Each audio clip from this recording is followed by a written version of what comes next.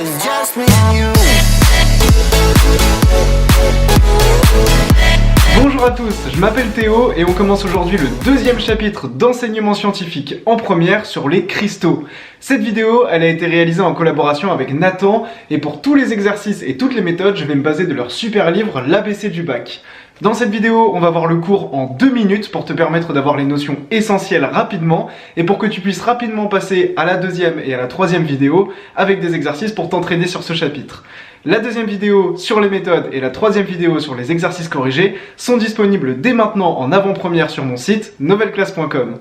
J'espère que t'es prêt, c'est parti pour le cours. Un cristal, c'est un solide dans lequel les entités sont ordonnées toujours de la même manière.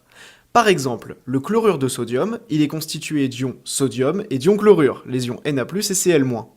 Les ions, ils sont ordonnés selon un motif qui se répète dans tout le solide, et ce motif qui va se répéter, c'est ce qu'on appelle la maille élémentaire.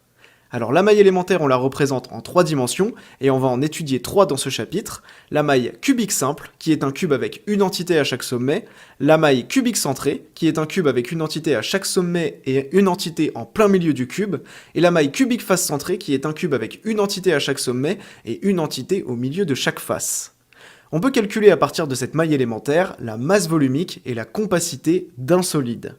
La masse volumique, c'est la masse des entités sur le volume de la maille élémentaire, et la compacité, c'est le volume des entités sur le volume de la maille élémentaire.